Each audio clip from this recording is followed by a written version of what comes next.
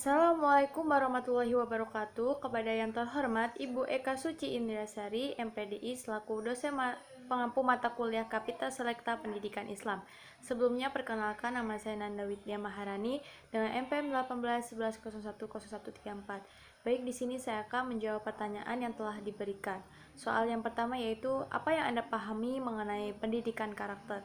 Jadi pendidikan karakter menurut saya ialah suatu pendidikan yang mengajarkan tabiat, moral, tingkah laku, maupun kepribadian. Jadi pendidikan karakter ini juga bisa dikatakan sebagai proses pembelajaran yang dilakukan agar mampu mengarahkan dan menanamkan nilai-nilai kebaikan kepada peserta didik yang kemudian dapat diimplementasikan dalam kehidupan sehari-hari.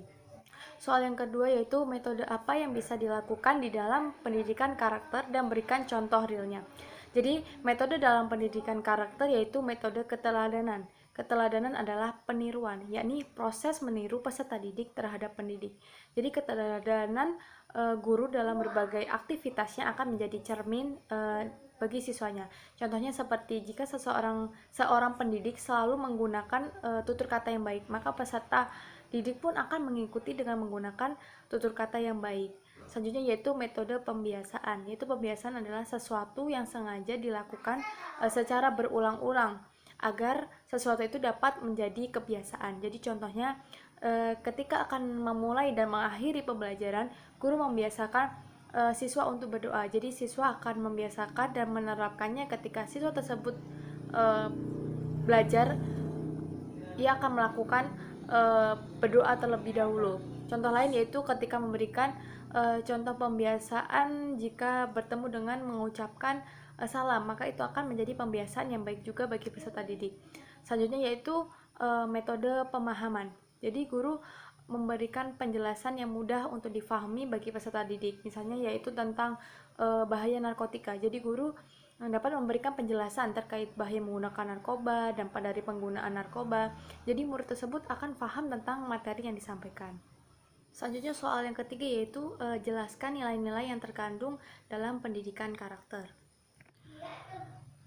Yang pertama yaitu religius, yaitu yakni ketaatan dan kepatuhan dalam memahami dan melaksanakan ajaran agama. Yang dianutnya dalam hal ini adalah sikap toleran terhadap pelaksanaan ibadah agama lain serta hidup rukun dan berdampingan. Selanjutnya yaitu ada jujur, yakni sikap dan perilaku yang mencerminkan kesatuan antara pengetahuan, perkataan, dan perbuatan sebagai pribadi yang dapat dipercaya. Yang ketiga yaitu toleransi, yakni sikap dan perilaku yang mencerminkan penghargaan terhadap perbedaan agama, aliran kepercayaan, suku, adat, bahasa, ras, etnis maupun pendapat. Yang keempat yaitu ada disiplin, yakni kebiasaan dan tindakan yang konsisten terhadap segala bentuk peraturan atau tata tertib yang berlaku. Yang kelima yaitu kerja keras, yakni perilaku yang menunjukkan upaya secara sungguh-sungguh untuk dapat menyelesaikan tugas maupun permasalahan dengan sebaik-baiknya. Yang keenam yaitu kreatif, yakni sikap dan perilaku yang mencerminkan inovasi dalam berbagai segi dalam memecahkan masalah, sehingga selalu menemukan cara-cara baru, bahkan hasil-hasil baru yang lebih baik dari sebelumnya.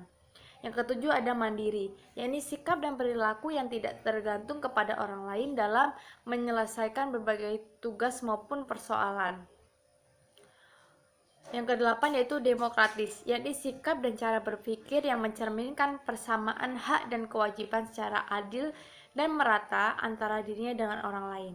Yang kesembilan ada rasa ingin tahu, yakni cara berpikir, sikap, dan perilaku itu mencerminkan penasaran dan keingintahuan terhadap segala hal yang dilihat, didengar, dan dipelajari secara lebih mendalam.